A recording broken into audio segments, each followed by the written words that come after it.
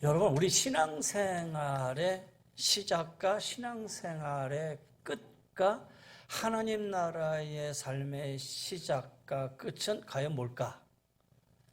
다른 게 아니라 예배입니다. 여러분이 신앙생활을 시작하면서 처음 하나님 교회 나와서 시작하는 게 뭐죠? 예배입니다. 그리고 여러분이 신앙생활 하다가 하나님 나라 갈 때에 마지막 예배가 장례 예배입니다. 여러분의 가정에 자녀들이나 손자, 손녀들이 태어났을 때 처음 드려지는 예배, 출생 예배죠.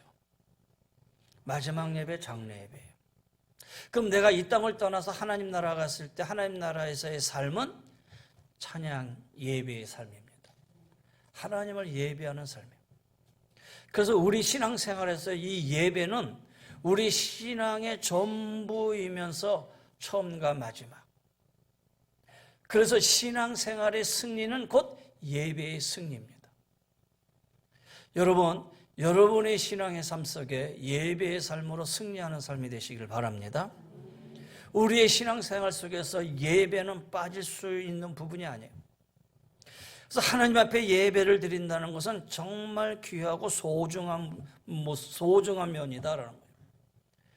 2025년도 둘째 주일, 송년주일과 첫째 주일은 주로 새해를 바라보면서 여러분에게 희망과 소망과 복을 선포한다면 이제 오늘 둘째 주일 2025년도 우리가 어떤 신앙과 믿음의 마음으로 나가야 될 것인가, 그 부분 속에서 한번 생각해 볼 것이 뭐냐?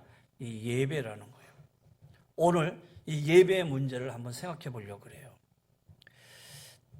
기독교 실존주의 철학자이면서 신학자인 덴마크의 키에르 케고라는 사람이 예배를 어디에 비유를 하고 있었냐면 관객하고 배우로 비유를 했어요.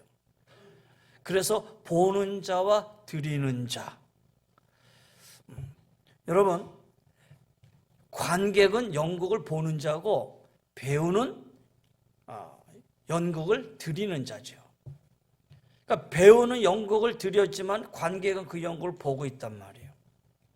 그럼 우리가 하나님 앞에 지금 예배를 드릴 때에 우리가 하나님 앞에 예배를 드리는 자라면 하나님은 연극을 보시고 예배를 보시고 받으시는 분이에요. 그러니까 연극의 입장에서 우리는 배우지요. 지금 연극을 하는 거예요. 하나님은 관객이에요. 보고 계시는 거예요. 그리고 받으시는 거예요. 그런 의미에서 우리 예배자로서, 다시 말해서 연극이라는 부분 속에서 배우의 역할은 어떤 역할이냐, 그 부분을 예배와 연관해서 한번 생각해 보세요. 여러분, 연극을 하는 데 있어서 배우는요 절대 늦지 않아요. 생각해 보세요. 연극을 시작하는데 배우가 늦으면 연극이 시작이 됩니까? 연극 시작이 안 됩니다. 여러분, 우리가 하나님 앞에 예배를 드리는 데 있어서 여러분 예배자가 늦으면 하나님이 그 예배를 받으시겠습니까? 보고 계시겠습니까? 아니지요. 또 배우는 연극하는 가운데 연극 중에 일찍 가는 법이 없어요. 배우는 연극을 마치고 관객이 다 나갈 때까지 기다리고 관객이 나가고 나면 다 뒷정리까지 하고 그리고 제일 마지막에 가는 게 배우예요. 우리가 하나님 앞에 예배 드리는 가운데 중간에 예배를 빠져서 나가는 법은 있어서는 안 된다는 거예요. 그건 예배자로서 연극의 배우로서 할 수 있는 일이 아니란 얘기죠. 또 배우는 연극하는 가운데 졸지 않아요. 그러나 관객은 졸면서도 봐요. 그렇잖아요. 예배 시간에 조는 이는 예배를 드리는 게 아니라 예배를 보는 이지요. 보는 이에요. 배우는 관객을 만족해 하는데 온 정신을 집중하죠. 그래서 관객이 그 연극을 보면서 야, 오늘 연극 참 잘했네. 야, 그 연극 참 감동스럽다. 그 연극 참 좋으네. 다음에 또 봐야겠네. 또 와야겠네. 보는 이로 하여금 감동을 주게 만든. 그 감동을 주기 위해서 배우는 최선을 다해요. 근데 보는 이렇고 감동을 주지 않으면은 관객은 에휴 연극 재미없다. 다음에 여기 또 올 필요 없겠다. 여러분, 예배는 예배를 받는 자에게 최선을 다해 드리는 게 예배를 하는 자의 모습이에요. 그래서 우리는 예배를 보러 온 게 아니라 예배를 드리러 온 거예요. 이 부분 뒤에 또 얘기하죠. 지금은 이제 은퇴를 하신 김남준 목사님이죠. 그 김남준 목사님이 쓴 저서 중에 예배의 감격에 빠져라라는 책이 있어요. 그러면 김남준 목사님이 평생 목회를 하시면서 그 목회하는 가운데 예배에 참여하는 성도들의 모습을 하나씩 구분해 가지고 거기에 기록을 했는데 참 재밌는 표현이에요. 멀거니 강단을 응시하고 있는 딴 생각파, 주보에 밑줄 긋고 틀린 게 없나라고 교종까지 보는 읽기파, 예배를 시작하면서 졸기 시작하는 수면파, 수시로 시계를 들여다보는 시간 전략파, 옆 사람과 글로 대화하는 쪽지파, 예배 후에 있는 회의를 준비하는 회의파, 설교 꼬투리 잡기 위해 실수하는 게 없나라고 듣는 시험 채점파, 처음부터 끝까지 팔짱을 낀 채 예배를 구경하는 관람객파, 아주 천태만상의 이런 성도들의 모습을 이 김남준 목사님이 예배의 감격에 빠져라 하는 것에 기록되어 있더라고요. 여러분, 이런 예배의 모습은 사실 예배를 드리는 게 아니라 예배를 견디고 있는 것이죠. 견디고 있는 거예요. 여러분, 우리가 지금 하나님 앞에 드리는 이 예배, 여러분 어떤 예배를 드리고 계십니까? 예배를 끝나기까지 여러분 지금 인내하고 견디고 계십니까? 하나님은 종교적인 의무로 드리는 형식적인 예배를 원하지 않으신다고 그랬어요. 그런 예배는 성령의 역사도 있지 않는다고 그랬어요. 오히려 하나님은 그러한 자세로 예배하는 자들을 하나님은 책망을 하시죠. 그래서 이사야 1장에 보면 이렇게 말씀하셔요. 너희가 내 앞에 보이려 오니 이것을 누가 너희에게 요구하였느냐? 내 마당만 밟을 뿐이니라. 헛된 제물을 가져오지 말라. 분향은 내가 가증히 여기는 바요 월삭과 안식일과 대회로 모이는 것도 그러하니 성회와 아울러 악을 행하는 것을 내가 견디지 못하겠노라. 여러분 지금 어떤 마음으로 예배에 참석하고 계시는지요? 죄송하지만 여기에 90%는 일주일에 한 번 이 예배잖아요. 일주일에 90%는 이 예배 한 번 드리고 있어요. 교회는 새벽 예배가 있고 수요 예배가 있고 금요 예배가 있죠. 물론 엄격히 구분하면은 뭐 수요 기도회, 금요 기도회라고 얘기하겠죠. 그러나 교회는 여튼 모여드려지는 우리의 예배가 주일 예배, 수요 예배, 새벽 예배, 금요 예배, 또 구역 예배 이렇게 있단 말이에요. 근데 대부분은 주일 예배에 한 번 참석하는 거로 하나님께 예배 드리는 것으로 내 신앙과 믿음의 삶을 다 드렸다라고 생각하거든요. 그렇게 본다면 이 한 시간의 예배도 여러분 하나님 앞에 드리는 겁니까? 아니면 하나님 앞에 이 예배를 견디고 있습니까? 아니면 하나님 앞에 드리는 이 예배를 관람, 구경하고 계십니까? 과연 어떠한 마음으로 우리가 이 시간에 하나님 앞에 예배를 드리고 있느냐라는 거예요. 20세기 최고의 신학자인 독일의 신학자 칼 바르트는 이런 말을 해요. 예배는 인간 생활을 영위하는 데 있어서 인간이 할 수 있는 것 중에 가장 중대하고 가장 긴급하고 가장 영광스러운 행동이다. 폰 알멘이라고 하는 예배학자입니다. 그분은 이렇게 얘기합니다. 예배는 그 본질에 있어서 하나의 사건이며 말씀과 성례전에서 역사하시는 성령을 통해서 하나님께서 당신의 백성들과 만나시는 만남이다. 이 예배가 하나님과 만나는 시간이라는 거예요. 영성신학자인 바르바던디는 이렇게 얘기합니다.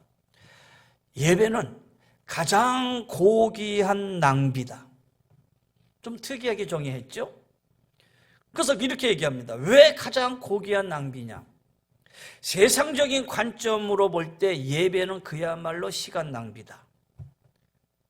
그렇게 크게 하나님 앞에 점수를 따는데 도움이라기보다는 그렇다고 우리의 존재 가치를 높여주는 것도 아니다.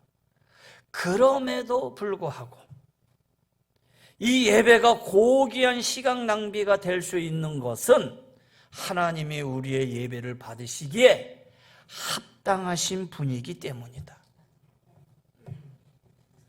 여러분, 여러 학자들, 여러 신학자들, 여러 믿음의 사람들이 예배를 인간이 하나님 앞에 드리는 최상의 행위고 하나님이 가장 기뻐하는 것으로 말씀하고 있어요. 그렇게 본다면 우리는 하나님 앞에 어떻게 예배를 해야 되느냐?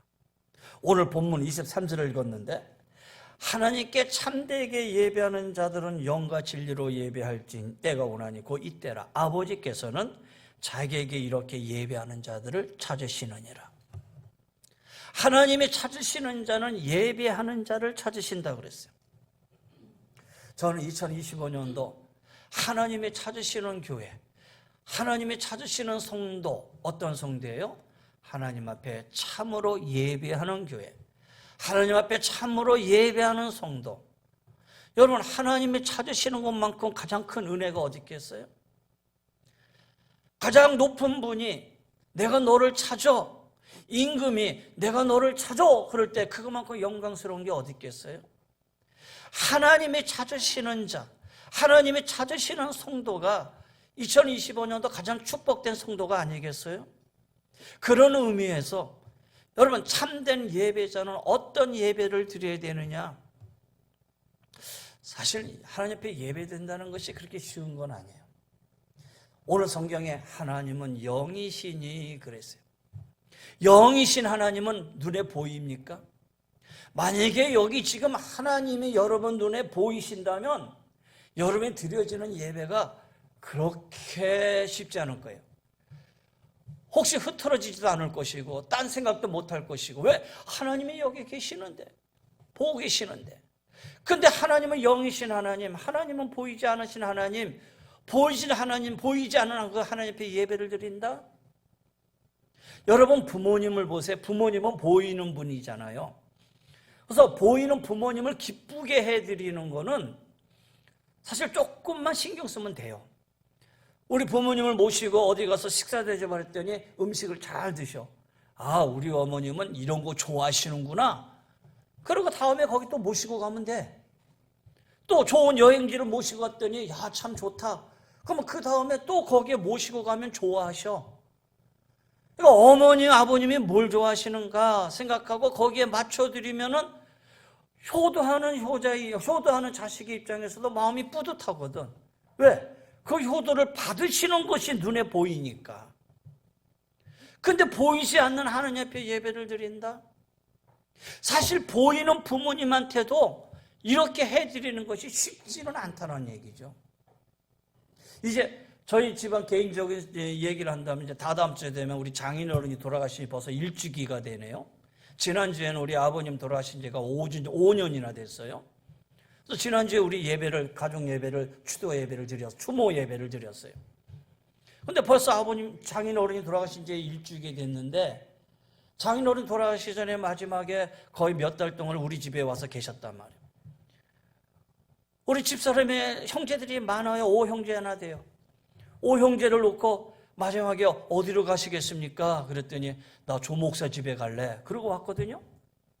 그 말은 뭐예요? 아버지 입장에서는 우리 집이 편하다는 거잖아요. 그러면 다른 자식들 입장에서 볼 때는 내가 불편해지셨나? 우리 집에 오면 불편한가? 이렇게 생각할 수도 있는 거잖아요. 그러나 여하튼 편한 곳에 오셨단 말이에요.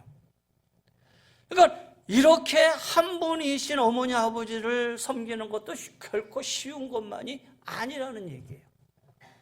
그런데 영이신 하나님을 우리가 예배하고 하나님 앞에 우리의 모든 걸 예배하는 이 시간이 그렇게 쉽지는 않다는 거예요. 그런데 하나님 앞에 예배하는 그 방법을 오늘 성경에서 한두 가지로 얘기해 주고 있는데 영신 하나님 앞에 어떻게 예배를 드려야 되느냐라는 부분을 한번 생각해 보려고 그래요. 자, 오늘 본문에 이 말씀을 하기 전에 제일 중요한 건 뭐냐? 아까 배우와 관객의 입장에서 말씀드린 것처럼 여러분, 배우는 관객을 만족해 드려야 돼요. 다시 말해서 보는 자 입장에서는 그 보는 것으로 감동이 있어야 돼요. 이 예배가 하나님 앞에 드려지는 감동의 예배가 됐으면 좋겠어요. 이 예배가 하나님이 보시기에 감동으로 드려지는 예배가 되어야 된다는 거예요. 어느 부부가 예배를 드리고 이제 돌아가는 거예요. 아내와 남편이 예배를 드리고 돌아가는데, 돌아가는 중에서 서로 이렇게 얘기를 주고받아요. 아내가, 여보, 여기 김 집사님 차 3000cc로 바뀌었네? 그거 봤어? 그러니까 남편이, 몰라, 나 그거 못 봤네? 못 봤어? 그러니까 아내가 또 있다가, 여보, 근데 오늘 그 장로님 부인 권사님이 오늘 밍크 코트 입고 왔네? 그거 봤어? 아니, 못 봤는데? 그래? 좀 있다가 아내가 또 얘기해. 여보, 오늘 목사님 설교하시는데 넥타이가 좀 삐뚤어졌네? 그거 봤어? 아니, 못 봤는데? 그러니까 아내가 점점 뽀르퉁해져요. 그러다가, 여보, 오늘 찬양대 찬양하는데 권사님 루즈가 시뻘건 거 좀 봤어? 아니, 그거 못 봤는데? 그러니까 아내가 열받아가지고, 그럼 도대체 당신은 뭘 본 거야? 하나도 본 게 없네? 그럼 예배 시간에 잠만 잤어? 그러는 거예요. 남편이 하는 말이, 아니, 나는 목사님 설교하실 때 나를 위하여 돌아가신 예수님 십자가에 그걸 바라보니 눈이 가려서 눈물만 났지. 남편이, 아내가 아무 말도 못한 거예요. 여러분, 하나의 우스갯스러운 얘기지만 여기서 분명히 다르죠? 아내는 예배를 봤어요. 그렇죠? 보기만 했어요. 그러나 남편은 예배를 드렸어요.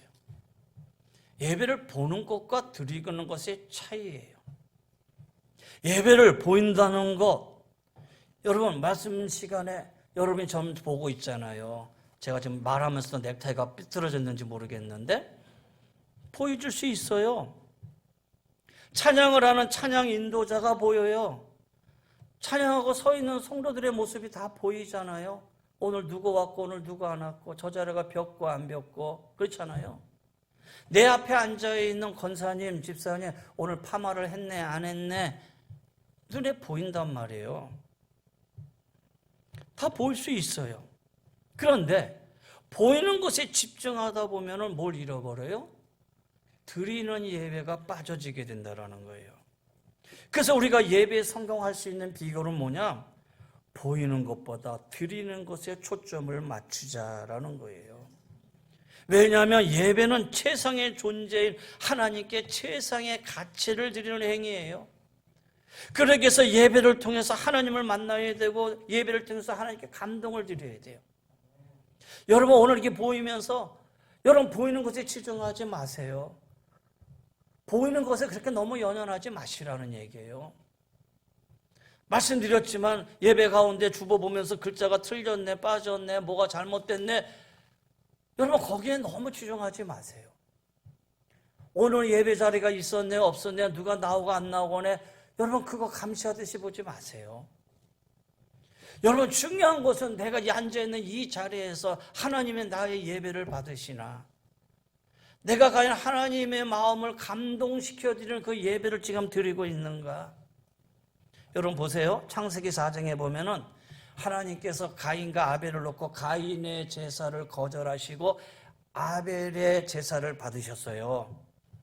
그럼 왜 가인의 제사는 거절하고 아벨의 제사를 받았을까? 성경에 보면은 가인은 여러 곳 중에 흩어져서 곡물로 드렸다. 근데 아벨은 첫 새끼를 하나님 앞에 드렸다. 뭐 이런 부분도 있는데, 그러나 히브리서에 가면 정확하게 답을 주고 있어요. 히브리서 11장 4절에 보면 믿음으로 아벨은 가인보다 더 나은 제사를 하나님께 드림으로 의로운 자라 하는 증거를 얻었으니. 두 가지가 눈에 띄어요. 믿음으로라는 단어하고 드림으로라는 단어예요. 그러니까 가인은 믿음과 드림이 없었어요. 그러나 아벨은 믿음과 더불어 드렸다라는 거예요. 보는 것이 아니라 최선을 다해서 하나님 앞에 드렸다라는 거예요. 아벨의 제사를 하나님이 보았다라고 얘기하지 아니하고 아벨은 믿음을 가지고 하나님 앞에 제사를 드렸다라는 거예요. 이것이 가인과 아벨의 차이점이었다라는 것이죠. 여러분, 오늘 이 시간의 예배, 이 시간뿐만 아니라 2025년도 우리의 삶의 모든 예배가, 특별히 2025년도 우리가 드려지는 이 예배가 하나님 앞에 드려지는 예배가 됐으면 좋겠어요. 예배의 승리자가 되어야 된다는 거예요. 어떻게 하면 하나님이 기뻐하시는, 하나님이 감동하는 그런 예배자가 될까? 물론 이 부분 속에서는 목사인 저가 말씀으로 최선을 다해야 될 건 당연한 것이고요. 또 옆에서 예배를 돕고 있는 우리 교육자들 열심히 다할 것이고요. 우리 찬양대에 말할 거 없고요. 더 나아가 이 예배에 참여하는 한 사람 한 사람 한 사람이 정말 예배에 하나님 앞에 감동을 드릴 수 있는 최상의 예배가 되어야 된다는 거예요. 자, 이런 하나님 앞에 감동을 드려지는 예배가 되기 위해서는 어떻게 해야 되느냐? 오늘 성경은 우리에게 답을 주고 있죠. 하나님은 영이시니 예배하는 자들이 영과 진리로 예배할지니라 그랬어요. 제가 예배 시작할 때마다 여러분에게 선포하고 시작하는 말씀이에요. 영으로 드리고 진리로 드려라 라는 것이죠. 영으로 드린다. 옛날 성경에는 예배하는 자는 신령과 진정으로 예배할지니라 그랬거든요. 여기서 이 영이라는 말, 스피리트 말, 바로 성령, 영이란 말이에요. 언어로 보면 엠피뉴마티예요. 이 피뉴마라는 말이 성령이라는 말로도 사용이 되는데, 근데 오늘 이 성령으로 예배하라 할 때 이 성령의 의미는 오늘 이 예배하는 가운데 우리에게 어떻게 해석이 되어지냐면은, 우리 속에 하나님을 찬양하도록 하나님이 허락해 주신 아주 깊고 깊은 그곳, 우리 영이잖아요. 그것이 퓨뉴마잖아요. 다시 말해서 너의 심장 가장 깊은 곳에서 우러나오는 그 마음으로 하나님을 높이라, 하나님을 예배하라. 이거를 또다시 바꿔 얘기한다면 너의 마음과 너의 목숨과 너의 생명을 다 바쳐서 하나님을 예배하라. 또 표현한다면 전 인격을 다해서 인격적으로 하나님 앞에 예배하라. 그런 말이다라는 거예요. 이게 바로 영으로 예배하는 자세예요. 그 다음에 진리로 예배하라. 알레테이아. 이 말은 트루스, 말씀을 의미하는 거예요. 진리를 얘기하는 거예요. 하나님 앞에 예배하는 데 있어서 말씀으로 예배하라라는 거예요. 우리가 하나님 앞에 예배하는데 이 예배하는 하나님, 이 부분을 우리가 분명히 알고 그분의 말씀 안에서 진실되게 예배하라라는 거예요. 여러분, 예배는 말씀을 떠나서는 존재할 수 없어요. 하나님의 말씀을 떠난 예배는 예배가 아니라 강연이 되는 거예요. 제가 여러분에게 지금 설교하고 있는데 혹여라도 이 설교가 하나님의 말씀에서 벗어난 말씀이 된다면 그거는 설교가 아니지요. 지금 우리가 드려진 예배는 예배가 아니지요. 만약에 제가 여기에 서서 여러분에게 정치적인 얘기를 한다면 여러분 그건 예배가 아니에요. 제가 여러분에게 정치적인 얘기를 하려면 이 예배당을 벗어나서 해야 돼요. 내가 여기서 경제적인 얘기를 한다면 여기를 떠나서 얘기를 해야 돼요. 그건 예배가 아니죠. 강인이 될 수 있는 것이죠. 예배는 진리예요. 하나님의 말씀에서 벗어나면 안 돼요.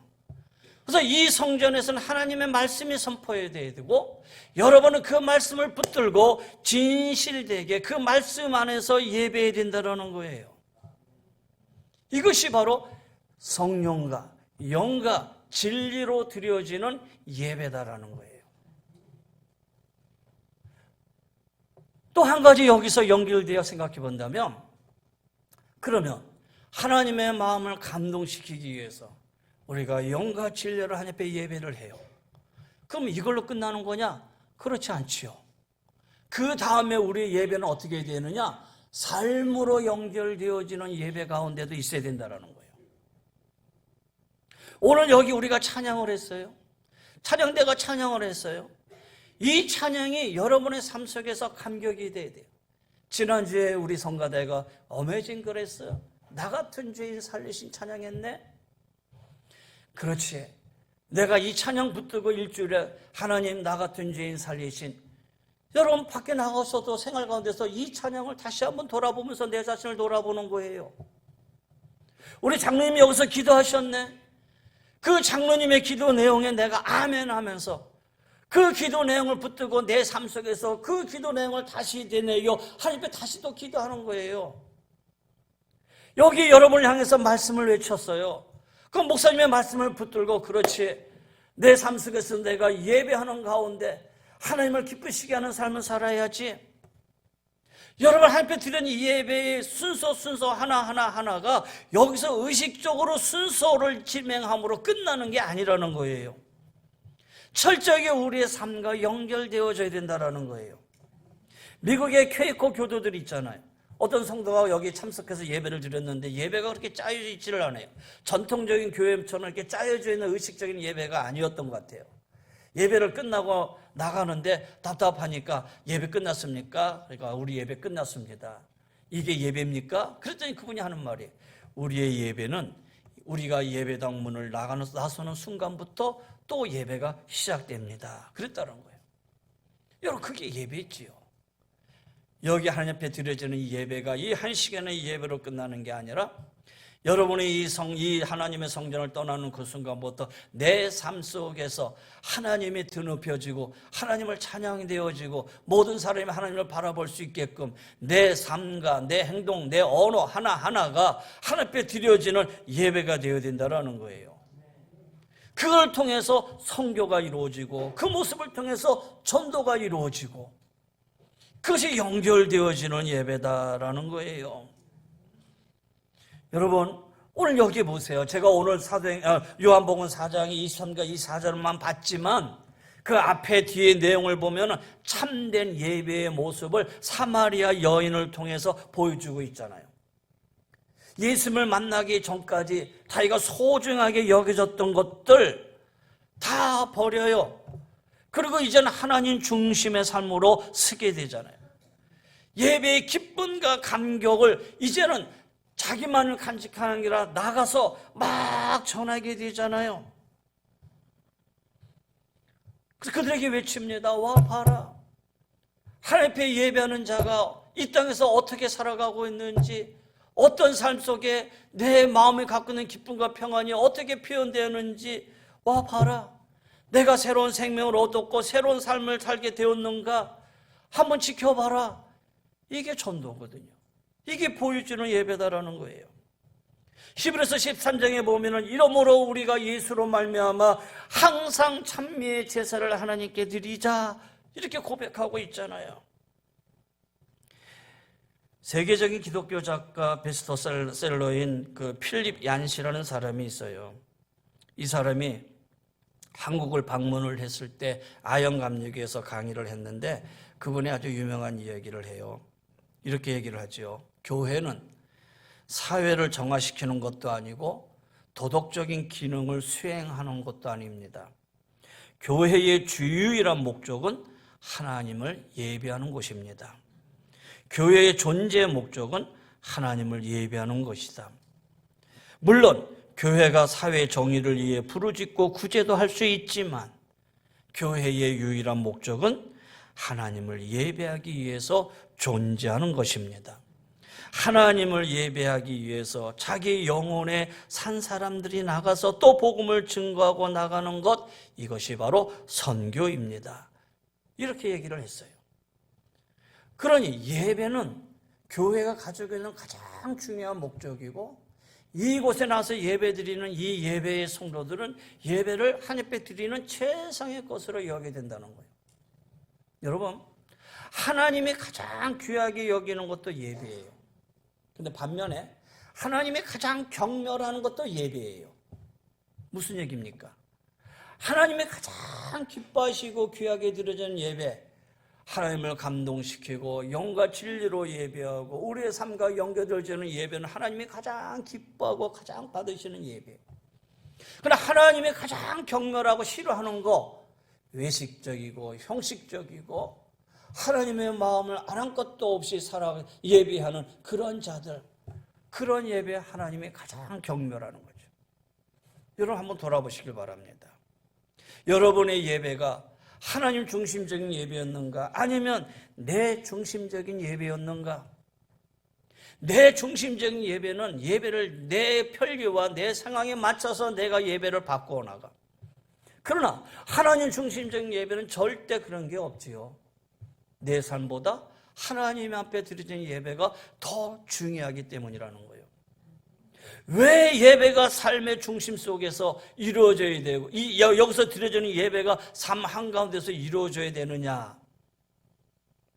어떤 분이 와서 그러죠. 목사님, 이것도 어렵고 저것도 어렵고 이런 정글 어려운 게 많고 잘 풀어지지도 않고요. 근데 기도해 주세요. 그러면 그렇죠. 제가 기도해 드립니다. 하고 기도해 드리죠. 근데 기도하면서 늘 마음속에 나오는 게 있어요. 그렇지. 한번 예배를 잘 드려보지. 하나님 앞에. 하나님이 가장 기뻐하는 거, 가장 순히 여기는 거 예배를 한번 드려보지. 그런 마음이 나와요. 근데 감히 입을 열어서 당신 예배 제대로 못 드리잖아. 이런 말 할 수 없잖아요. 근데 여러분, 예배의 중심의 삶은 하나님이 받으시고 하나님이 찾으신다면 그 다음에는 하나님이 허락하시는 복이 그 안에 있는 건 당연하잖아요. 여러분 잘 아는 이용규 선교사님 더 내려놓음이라는 책 있잖아요. 아마 다 많은 분들이 읽어보셨을 거예요. 더 내려놓음이라는 책을 보면 이용규 목사 선교사님은 서울대 나오고 하버드 나오고 지식인이란 말이에요. 근데 하나님 만나고 돌이켜서 저 몽골에 가가지고 몽골 울란바토르입니까? 거기에 가가지고 작은 교회를 섬기면서 목회할 때 이야기를 하잖아요. 예배를 드리고 있는데 한 젊은 청년이 예배를 거의 시작할 때 됐는데 막 헐레벅덕 뛰어들어와서 뒤에 앉아요. 아니 제가 왜 이렇게 헐레벅덕 뒤에 그렇게 급한 듯이 뛰어와가지고 저렇게 앉지? 이렇게 생각을 해요. 그리고 예배를 다 마쳤어요. 그러니까 이 청년이 앞으로 나오더니 목사님 큰일 났습니다. 왜? 지금 제가 집에 소 한 마리가 있었는데 이 소 한 마리 길렀는데 이 소가 없어졌습니다. 집에서 길러는 이 소 한 마리는 정말 귀중한 건데 우리로 말하면 자동차인데 자동차를 잃어버린 거잖아요. 근데 그거 막 찾으러 돌아다니다가 보니까 예배 때가 됐어. 찾지를 못했어. 그래서 그냥 그거 포기하고 예배하러 앉은 거예요. 그러니 예배 시간에 헐레벌떡 뛰어서 예배 드리는 거죠. 여러분 같으면 어떻게 하겠어요? 여러분이 예배 전에 급한 일이 생겼어요. 내가 이거 하지 않으면 꼭 내가 모든 걸 다 손해볼 것 같아. 자동차 한 대 값이 날아갈 것 같아. 그럼 여러분 어떻게 해야겠어요? 근데 이 청년은 찾는 것을 포기하고 하나님 앞에 나와서 예배를 드려요. 예배를 다 드리고 나갔는데 놀랍게도 문 열고 나가니까 그 앞에 소 한 마리가 와서 있더라는 거예요. 왜 그랬느냐? 늘 소를 끌고 먹이다가 예배 시간 되면 와가지고 여기다가 묶어놓고 여기서 예배 드리고 그게 그 청년의 행동 반경이었거든요.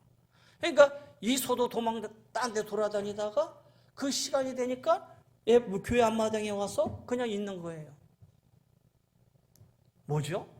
예배와 삶이 연결되어지는 것이죠. 그거 찾으러 다니는 것보다 하나님 앞에 예배하면 하나님이 그것을 지켜주시고 보호해주시는 거잖아요.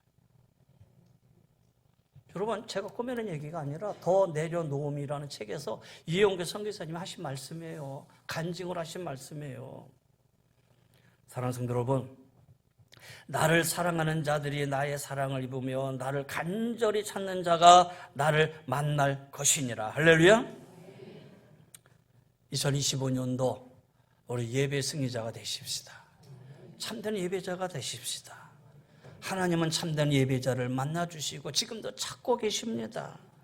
하나님을 감동시키는 예배, 성령과 말씀으로 인도되어지는 예배, 그리고 삶과 연결되어지는 예배를 통해서 여러분 하나님의 인도하시고 이끄시고 함께해 주시는 그런 삶의 은혜가 여러분의 삶의 터전에 충만하게 임하게 되기를 주의 이름으로 간절히 권면하며 축원합니다.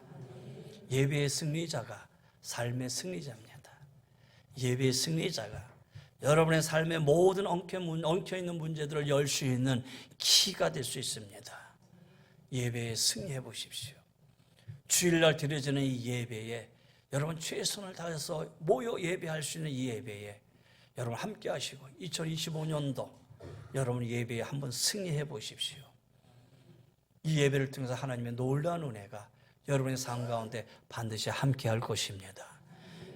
예배함으로 승리하는 우리 2025년도 여러분의 모든 삶에 우리 하나님 함께 해주시는 귀한 한 해가 되시기를 주의 이름으로 간절히 권면하며 축원합니다.